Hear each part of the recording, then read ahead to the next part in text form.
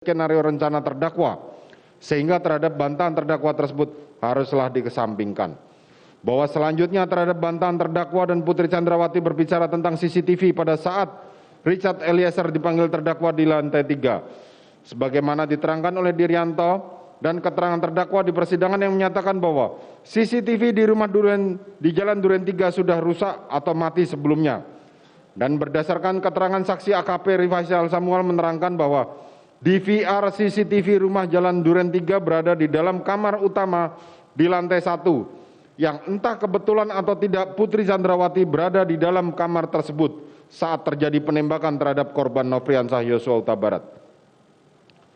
Menimbang bahwa selama di persidangan tidak terungkap bahwa CCTV di rumah Jalan Duren 3 tersebut apakah benar memang rusak sebelumnya atau dimatikan kemudian dihilangkan DVR-nya, tetapi faktanya tidak ditemukan adanya rekaman CCTV tersebut pada saat peristiwa penembakan terhadap korban Nofriansah Yosua Huta Barat.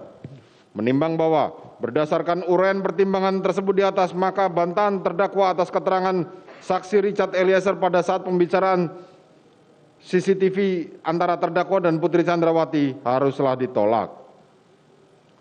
Menimbang bahwa berdasarkan uraian pertimbangan di atas, majelis hakim berpendapat unsur dengan sengaja telah terpenuhi. Menimbang bahwa dengan terpenuhnya unsur ini, majelis hakim tidak sependapat dengan hal-hal yang dikemukakan oleh penasihat hukum terdakwa dalam nota pembelaannya yang menyatakan sebagai berikut. 1. Penjabaran unsur dengan sengaja penuntut umum tidak terdapat penjelasan mengenai motif terdakwa, sehingga dengan tidak terbuktinya motif terdakwa, dengan sendirinya unsur dengan sengaja tidak terbukti pula. 2. Kesengajaan sebagai maksud dibuktikan dari adanya pertemuan antara terdakwa dengan saksi Riki Rizal Wibowo memerintahkan saksi Riki untuk membackup dan menembak korban Yosua jika melawan. 3. Keterangan saksi Richard Eliezer Pudiang Lumiu yang merupakan keterangan yang berdiri sendiri saat menerangkan adanya sarung tangan hitam yang digunakan terdakwa dan CCTV komplek Duren 3. 4. Keterangan saksi Richard Eliezer Pudiang Lumiu merupakan keterangan yang berdiri sendiri saat menerangkan tentang terdakwa ikut menembak korban Yosua, karena dalam keterangannya terdapat 7 kali perubahan atau perbedaan.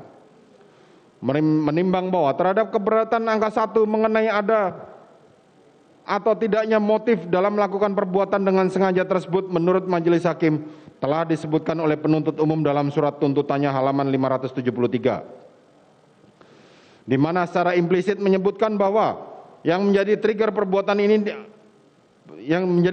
perbuatan terdakwa tersebut diawali pada saat Putri Chandrawati berada di Magelang, sehingga dapat dikatakan pula permulaan pelaksanaan dari niat terdakwa dimulai dari saat itu.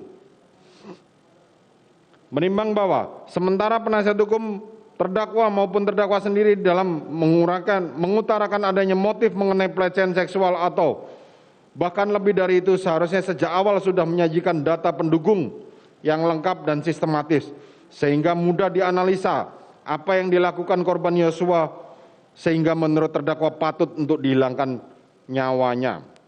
Menimbang bahwa dalam pada itu mengenai kecenderungan yang ada atau tidaknya maupun penting atau tidaknya motif tersebut oleh penasihat hukum disandarkan pada keterangan ahli dari penasihat hukum. Kita tunggu adzan dulu.